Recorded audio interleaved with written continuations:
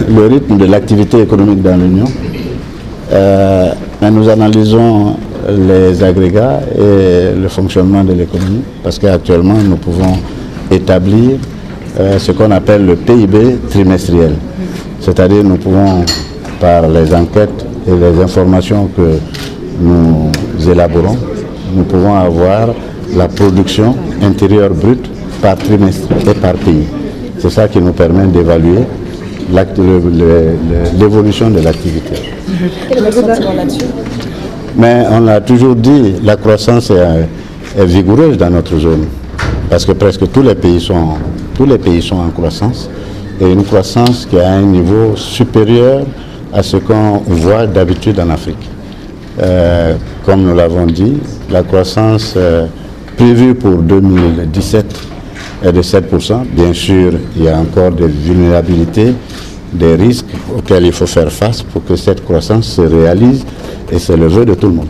Vous avez décidé de baisser les points de base du coefficient de réserve obligatoire applicable aux banques de 5 à 3%. Pourquoi ça? Nous l'avons dit, c'est pour prendre les dispositions pour qu'il y ait un fonctionnement plus harmonieux du marché interbancaire, qui est le marché sur lequel les banques doivent en principe s'approvisionner pour faire face à leurs besoins de trésorerie. D'abord ce marché, et puis par la suite les autres sources de financement que sont la Banque centrale, le refinancement.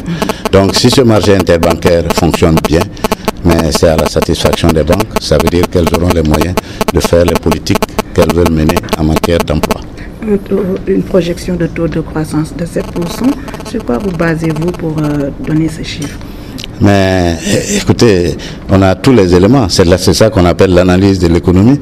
Ça veut dire que tout simplement, nous avons les prévisions de croissance, nous avons les prévisions de production, et que nous suivons pour voir si c'est réalisable ou pas.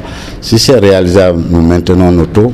Et si ce n'est pas réalisable, nous modifions nos taux en tenant compte éventuellement de ce qui est possible d'être réalisé. Pour l'instant, nous maintenons nos taux en disant que l'activité économique va se poursuivre avec une croissance qui sera dans l'ordre de 7%.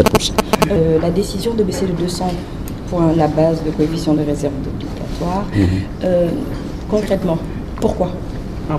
Mais ce que j'ai dit tout à l'heure, nous avons la préoccupation de voir le marché interbancaire fonctionner de façon harmonieuse.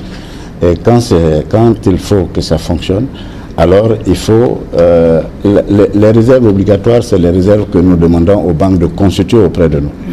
Donc à partir d'un certain moment, quand nous voyons que les banques peuvent avoir sur le marché interbancaire de ces ressources, mais nous permettons que ces banques puissent les utiliser sur le marché.